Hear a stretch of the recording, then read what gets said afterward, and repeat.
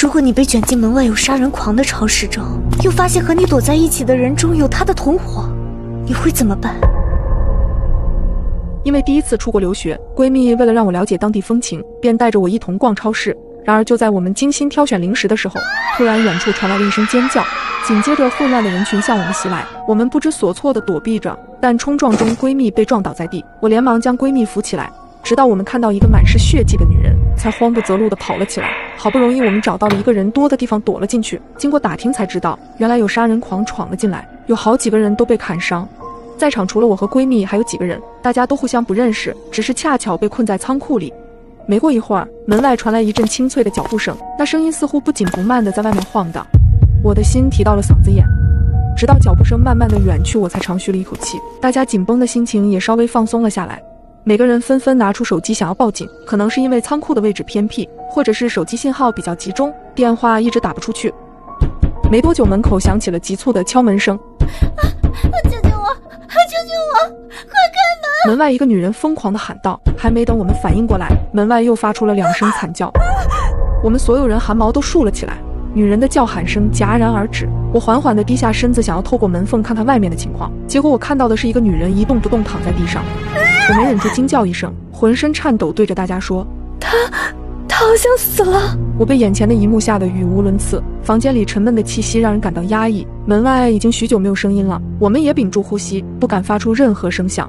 可不久后，门外突然又有人敲门。里面有人吗？外面现在安全了，你们出来吧。我们相互对视了一眼，不太确定外面是什么情况。一个大叔颤着声音问道：你是谁？我是超市的管理员，我知道超市的后门在哪里，我带你们先逃出去。听到这儿，众人如释重负，正准备上前开门。等等，确定要开门吗？如果他是凶手呢？我急忙低声阻拦，众人瞬间陷入了沉默。你有什么证据证明你是超市管理员？没过一会儿，门缝处被递进来一张工作卡，闺蜜急忙将卡捡起查看，这卡确实是超市员工的。不过闺蜜在接到工作卡的时候惊恐地捂住了嘴，急忙将我拉到一旁，在我耳边悄声道：这双鞋我在摔倒的时候看到过，所有人都在逃跑的时候，只有这双鞋的主人仿佛在散步一样悠闲，所以他肯定有问题。闺蜜狠狠地抓着我的手臂，有些颤抖。闺蜜不会骗我。听到闺蜜的说辞后，我对着门外喊道：工作卡并不能证明你的身份，既然这样，你为什么不报警等警察来呢？门外的人迟疑了片刻，手机摔坏了，打不了电话。仓库的第一排放的是麻吉饮料，这是我早上刚搬进来的。如果我不是管理员，我怎么会知道这些啊？我得对顾客的生命安全负责，相信我，把门打开吧。听到这儿，一个中年大妈去确认了货架上的东西。货架上的东西是对的，我们先出去吧，这里太压抑了。转身，他和大叔想去把门打开，另一个戴着眼镜的小伙从角落里站出来。你们先别冲动，仓库里的东西在提货单上都可以查到的。如果门外的是凶手的话，那太危险了。我随声迎合。况且你们看，头上有监控，仓库里的东西都可以看得清清楚楚。你想的太多了，我孙子还等我回去给他做饭呢。你们不出去，我得出去。出去是可以，但是现在我们又看不到他长什么样子，万一这个工作证是他从仓库管理员手里抢来的呢？大妈看我阻挠她出门，一脸鄙夷地看着我。那你这么说，难道警察来了也要你同意才能开门？现在有人救我们，就赶紧走吧。管理员，你帮我们看着点，我们马上出去。大叔侧耳等待着门外的回话，可门外迟迟没有动静。啊，他怎么不说话了？他不会走了吧？都怪你们，救人还挑三拣四的。现在好了吧？片刻的沉寂后，外面响起了急促的脚步声。快开门！你们快出来！我刚才去了隔壁的监控室，你们之中有个人就是凶手的同伙。如果你被卷进门外有杀人狂的超市中，又发现和你躲在一起的人中有他的同伙，你会怎么办？快开门！你们快出来！我刚才去了隔壁的监控室，你们之中有个人就是凶手的同伙。门外超市管理员的话让众人陷入了混乱，我和闺蜜也警惕地环顾着其他人，大家都纷纷向后退去。门口的大妈害怕的直接想把门打开，好在戴眼镜小伙站在门前拦了下来。不要他说什么我们就相信，他的身份都还不确定。你倒是说说看，同伙长什么样子？门外的超市管理员思量了一会儿，因为监控像素并不清楚，只能看到他身上有血渍。门外刚说完，闺蜜震惊的声音就从我旁侧传来：你裤子上什么时候沾上血的？我还来不及解释，一个躲在大叔身后的小姑娘露出了半张脸。怪不得一直不让我们开门，你就是那个同伙吧？环顾四周，就只有我的裤子上沾染了血渍。为什么这么巧合？我居然完全符合杀人犯的特征。我真的不是什么同伙，这些肯定是刚才人群混乱的时候蹭了上去。可众人看着我的眼神还是充满了怀疑，就连刚刚反对开门的小伙子也有些动摇。我们现在要先确认的是门外人的身份，不要他说什么都相信啊。然而大叔大妈反倒嘲讽我，一直做着一些没有根据的推断，也不让大家相信我说的话。一旁的闺蜜不停地帮我辩解，急得眼泪都流了下来。我们反对开门是因为门外的人的鞋子有问题。如果我闺蜜真的是杀人犯，我们应该同意开门才对啊。如果按照你这么说，想开门是杀人犯的同伙，那很多人都有嫌疑。一旁的女生又发声，门外的人不论怎么说，我们都要先确认屋内有没有凶手，我们要保证自身的安全。眼镜男也在一旁对我说，你的想法确实很好，这位姑娘说的也没错。我们现在产生的问题就是仓库里到底有没有杀手，如果有，杀手那个人又是谁？只有我们确认了这件事，才能知道门外的人到底可不可信，我们才能确定要不要开门。我连忙询问，你有办法吗？眼镜男站在门前沉思着没有回应，他提出的问题也在困扰着我，因为我肯定不是杀人犯的同伙，而门外的人这样指向性地说了我特征，在我看来他有着很大的嫌疑，那他这么做就是为了证明他是超市的管理员，让其他人相信他，从而把门打开。我明白了，他最终的目的是让我们开门，所以他一定是凶手。可为什么他非要进来不可？难道这个仓库里有什么重要的东西？我努力地向大家表达出我的想法，现场除了眼镜男和闺蜜，却没有任何人听进去我的话。你们没有证据，凭什么说我闺蜜是杀人犯的同伙？证据？我想起来了，我记得那个眼镜男进来的时候，手上好像拿了什么东西，衣服上也有着污渍，但是现在都不见了。众人的目光都转向了眼镜男，眼镜男连忙解释，我手里没拿什么东西，你是不是看错了？刚才就见他在角落里，是不是藏起来了？闺蜜见到有人有重大嫌疑，便连忙起哄，走，去找找。女生拉着大家在仓库里寻找，我和闺蜜跟在他们的后面看着他们行动。忽然前面的大妈发出了一声惊呼，这里怎么有带血的衣服？大妈惊恐地指着藏在箱子堆中的那件衣服。我们听完后这才靠了过去，只见角落里被箱子掩盖了一件沾染了大片血渍的男士卫衣，而衣服中还裹着一把刀。眼镜男连忙否认，这些东西不是我的，我根本就没有杀过人。小女孩委屈地躲在大叔身后。原来门外的人真的是管理员，对不起姐姐，是我太害怕心急了，是我错怪姐姐了。这个男人好可怕，叔叔，怪不得从刚才开始他就各种阻挠。眼镜男听着话语不停地解释，但众人却是慢慢向他远去，看着大家的眼神，眼镜男怒吼道，说的不是我，就不是我！他要行凶了！一声惊叫从人群中传来，一下子加深了所有人的恐惧。年轻的女孩捂着眼睛向着门口跑去，大叔和大妈也急忙跟着逃走。难道门外的人真的就是超市管理员？真的是我想多了。我心里还是隐隐感到有些不对劲，但却根本阻拦不了大家想冲出去的决心。门被打开的那一瞬间，我们看到确实是一名超市的员工站在门前，他戴着口罩和帽子，低着头，根本看不清面容。我拉着闺蜜警惕地看着眼前的情况，直到那个瘦小的女生走到那名超市员工面前，超市员工抬眼看向了她。此时一直关注的我注意到了超市员工的那双眼睛，无比犀利，和工作证上完全不一样。你怎么乱跑？害得我费了这么多口舌才让他们把门打开。里面这群傻子被你耍得团团转。我惊恐地拉着闺蜜往后退去，眼看她从背后掏出了一把带血的刀刃。原来那名瘦弱的女生才是杀人犯最重要的东西。正当我们陷入绝望的时候，忽然传来了大量的脚步声，沉重而急促。警察，放下武器，趴在地上。我被绑架了。当我睁开眼的那一刹那，映入眼帘的便是一个歹徒的模样。他嘴角噙着笑，目光正直勾勾地落在我的脸上。他是谁？我在哪里？我的心脏不自觉地加快了跳动的频率，恐惧使我的瞳孔快速收缩。刹那间，我感受到身体上麻绳的束缚，我微微挣扎着，但根本不敢表现出太大的动静。我悄悄抬起眼眸，观察着歹徒的面容，那是一张沧桑但却棱角分明的中年男士脸。他穿着发皱的皮衣和褪色的休闲裤，两鬓有些许银丝。最引人注意的是他的手掌，那上面布满了相当厚实的老茧，就像老槐树的树干。我不敢一直盯着他看，便快速挪开目光，顺便扫了一眼周围的环境。这是一间简单的卧室，正对面的桌子上放着一张发黄的照片，图像里是一位青年男人搂着一名少女。虽然相片有些老旧脏乱，但远远望去，总感觉照片里的男人和这个歹徒很像。我不知道接下来该怎么办，我用余光瞟去，这个男人还是一直盯着我看，那是一种让我极度厌恶的目光。一阵手机铃声从男人的皮衣口袋内发出，他第一次挪开那持续了许久的目光，缓缓从椅子上站起，朝着房间门外走去，在离开前给了我一抹意味深长的笑。我很害怕，因为歹徒的笑容总是饱含深意，我不知道自己是什么时候被他带过来的，只清楚自己睁开眼睛时就躺在了这张床上，这种手脚束缚的方式令我无法挣扎。此时此刻，泪水也不自觉地涌入了我的眼眶。喂，男人站在门口，他的声音浑厚深沉，十分有力。肉，家里有肉。他的第一句话出口就给了我一种不好的预感，但我也无法确定。今天刚拿来的。放心，没死，还没杀呢。刚刚还醒了过来，新鲜着。哎，我明白，是啥补啥嘛。听到这话，我突然全身一颤，目光开始在这个房间四处游离，最后重重地落在写字台上的一把小刀上。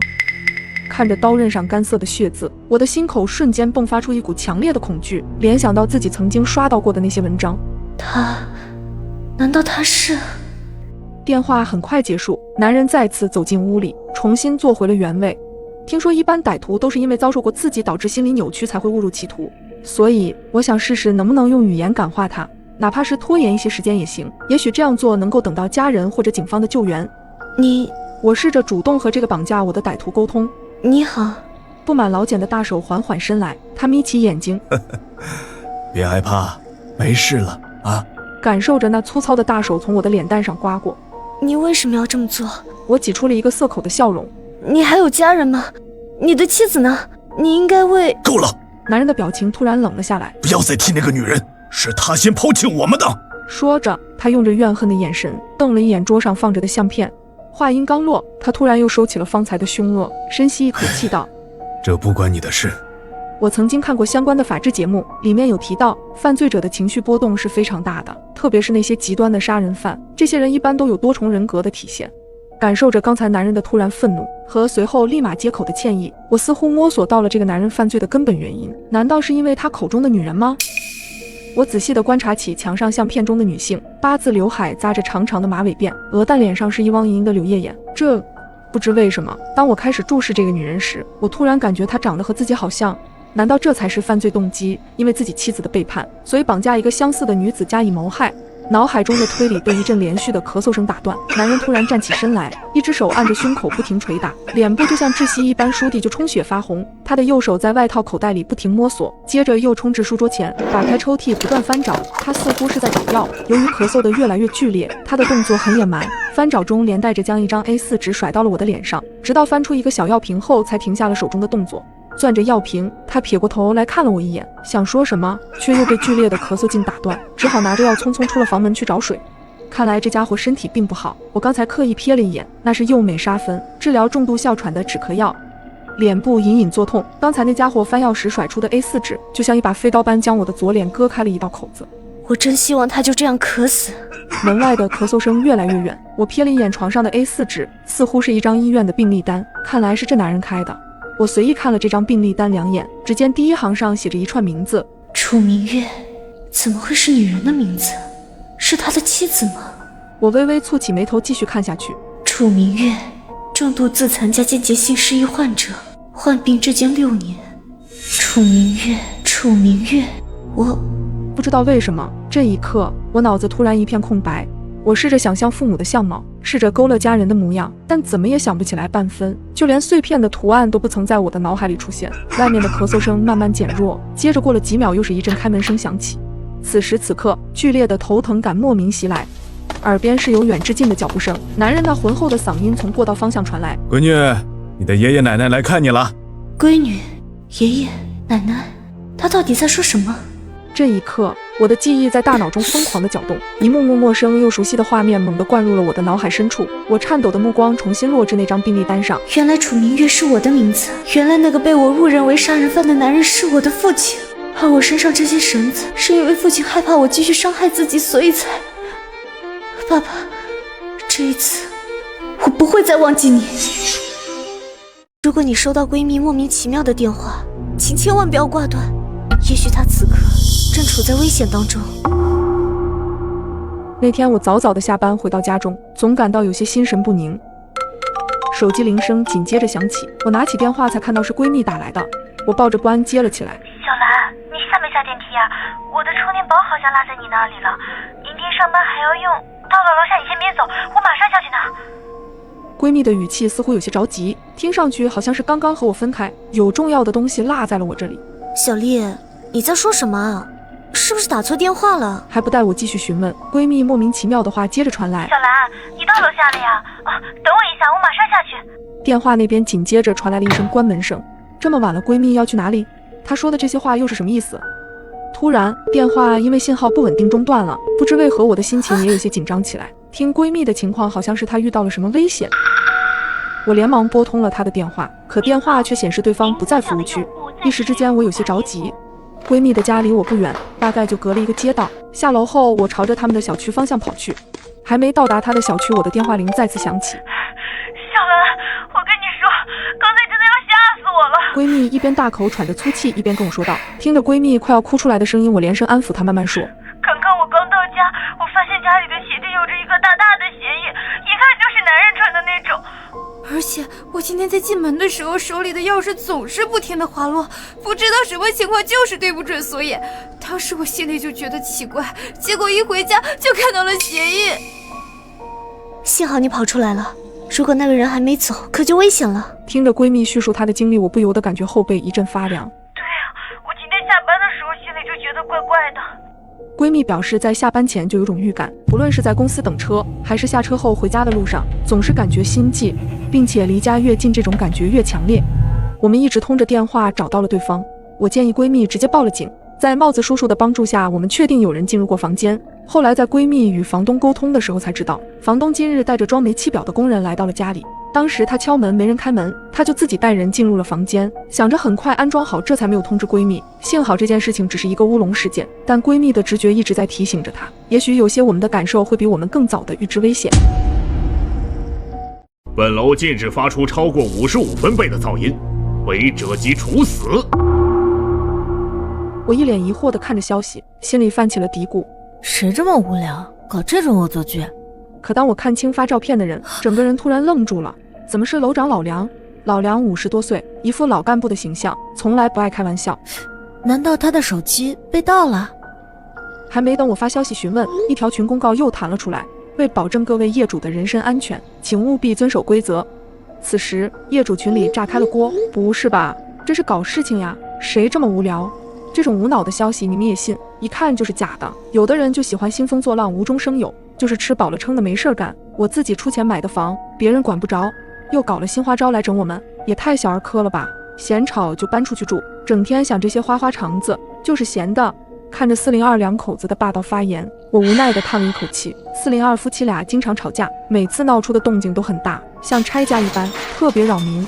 起初有邻居去楼长那里反映过情况，老梁委婉地提醒过二人，可对方不仅不领情，还说他是嫌吃萝卜淡操心，所以他可能认为这条消息是我们合伙骗他。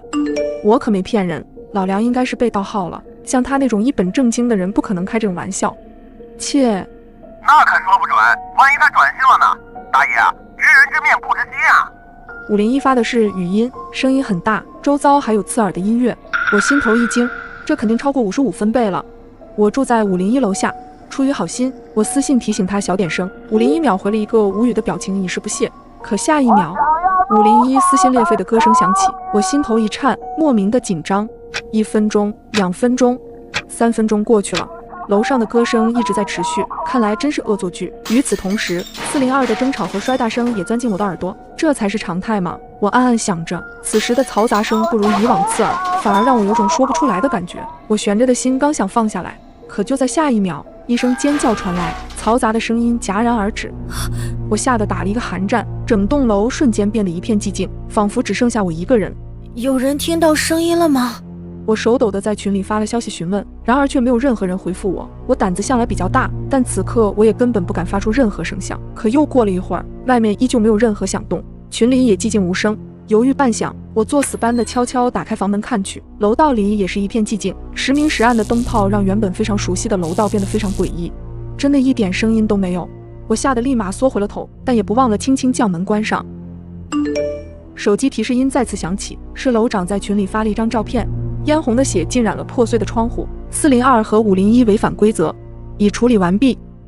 我的身体像结了冰，脑袋一片空白。又一条消息将我无情地拉回现实。刺激吗？下一个就轮到你。我悚然一惊，浑身汗毛炸起。我明明没有发出声响，那他为什么来找我？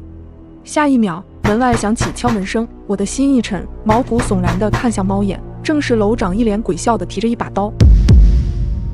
冷汗湿透了我的衣裳，我死死捂住嘴巴，顺手捏住了身侧的凳子，做好了最坏的打算。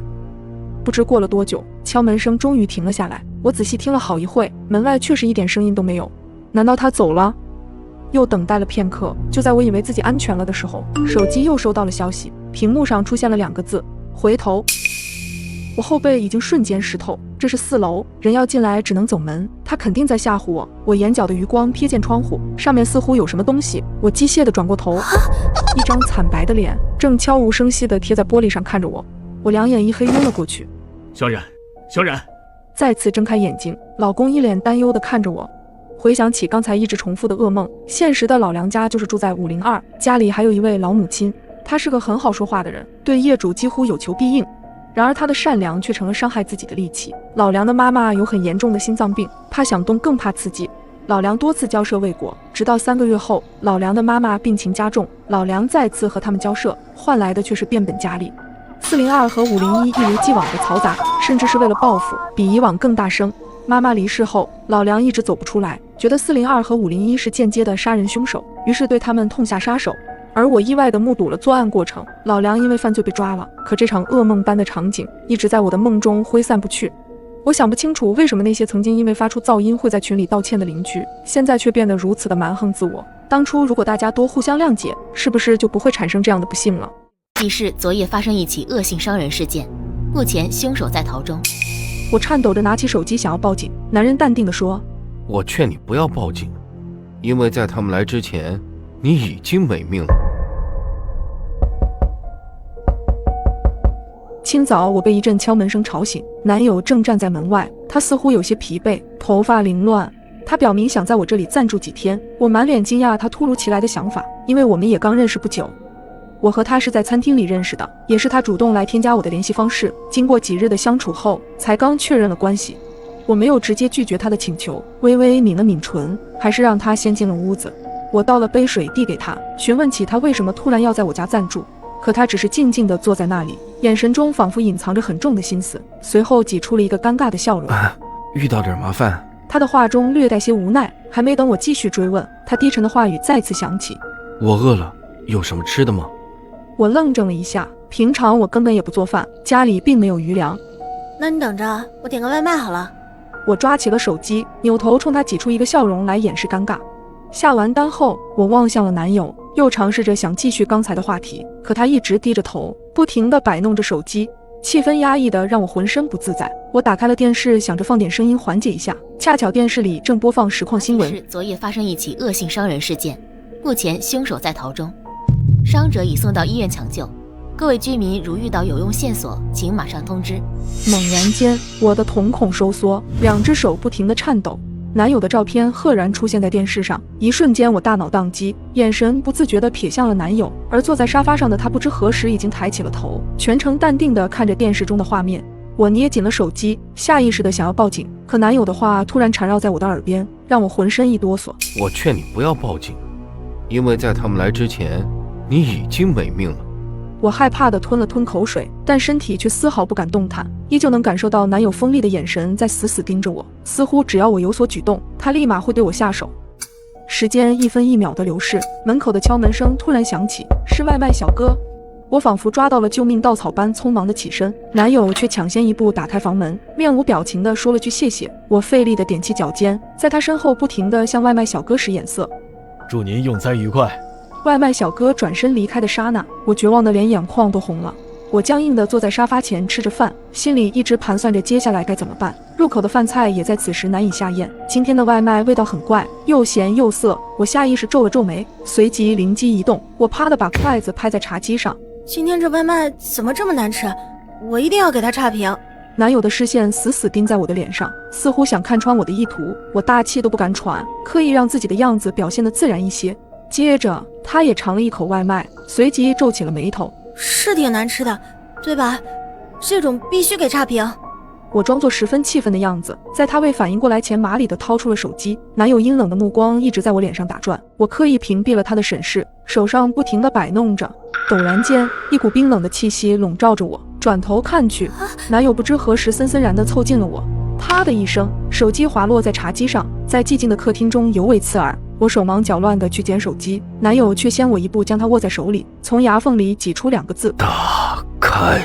我吓得汗毛都立了起来，颤抖着解了锁。男友检查了评论内容确实无异后，才把手机扔给我。我下意识地松了口气。不久，门外再次响起敲门声，男友戒备地从猫眼向外望，是刚才的外卖小哥。不好意思，刚刚还有2杯饮料忘记送来。他满脸陪笑地举起了手上的饮料。男友迟疑了几秒，这才打开房门。就在他要关门的瞬间，豹子叔叔突然冲了进来。我在给商家差评前，先快速给骑手打了赏110元。我只能赌外卖小哥能看懂我的求救信号。最初小哥只是茫然，直到他联想到我挤眉弄眼的画面，才意识到我遇到了危险，所以果断报了警。我觉得我的邻居很可怕，因为我每次下班回来的时候，他总会开门盯着我。早上就在我刚反锁好房门时，一阵吱呀的开门声在我身后响起。按常理说，刚好碰到对面的邻居没有什么，而这声音却让我后背发毛。我僵硬地转过身去，透过对面房门的缝隙，看到了一张满是沟壑的脸，空洞的眼神仿佛要将我吞噬，干枯的皮肤像是树木一般紧紧地贴合在面孔上。出门上班啊！一道苍老的声音从门缝处传来，我僵笑着对他点了点头，便赶紧跑下了楼，因为这已经不是第一次了。我是3个月前搬进这栋老式居民楼的，之前跟那个老人家并不认识，可自从我搬进来的第2天起，无论什么时间，他总会开门跟我打声招呼，就算到了深夜也是如此。他就像是伫立在门后时刻监视着我一样。最可怕的是上周，我刚回家时，突然听到楼道里传来一声巨响，我吓了一跳，捏紧了手中的手机，犹豫地探着头朝着楼上望去。只见那个老人家正站在楼梯口，死死盯着我。他的手中捏紧着一把钳子，地上到处都是碎玻璃，隐约还有一丝血迹从他手中的钳子下渗出。我吓了一跳，浑身汗津津的。楼道的窗户大开着，风吹得呼呼作响。我眼不眨地盯着他手里的钳子，颤抖着声音问他：老大爷，你在做什么？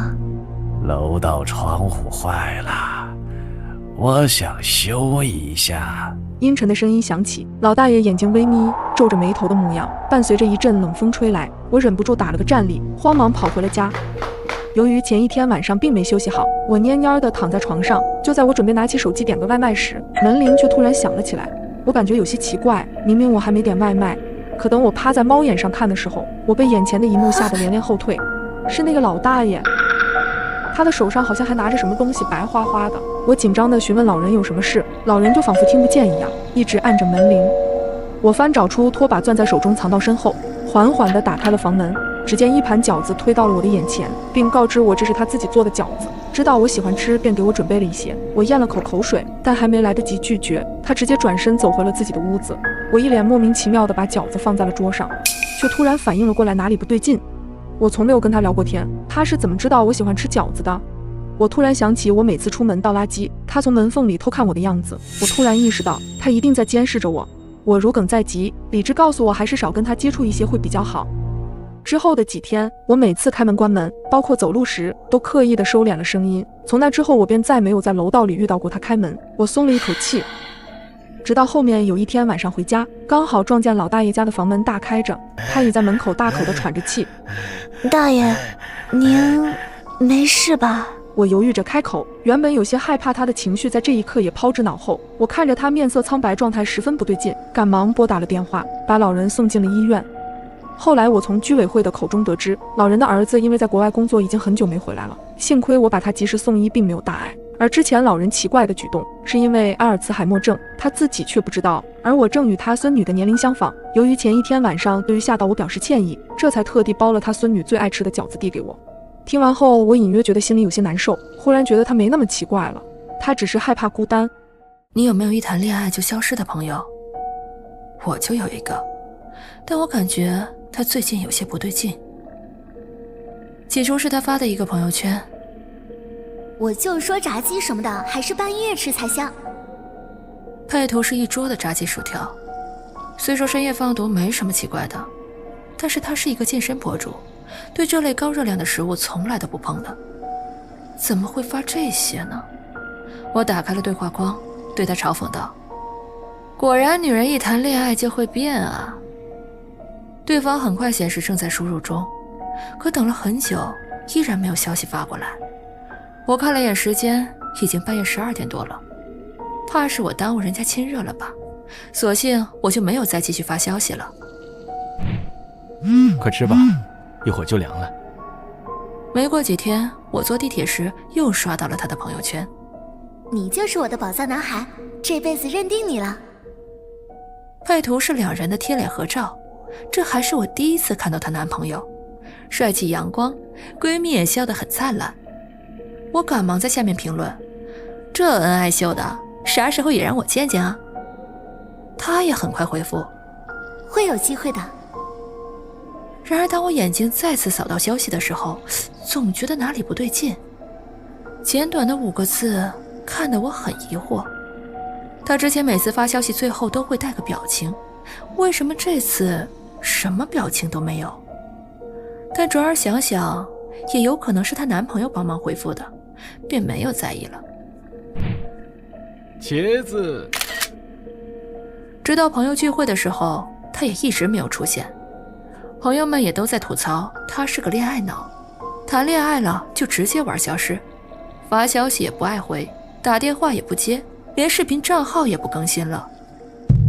我这才意识到，作为一个健身博主，他已经断更半个月了，这显然是真的不正常了。想到这儿，我又打开了他的朋友圈，最新的一条是昨天晚上发的。让我简直无语，这华夫饼又硬又难吃。配图是一个被咬了一口的华夫饼，我赶忙往下拉，一瞬间让我汗毛直立，我大喊着快报警！干嘛？到点了，该发朋友圈了。如果我遇到危险了，你可一定要救我啊！暗号就是第二个字。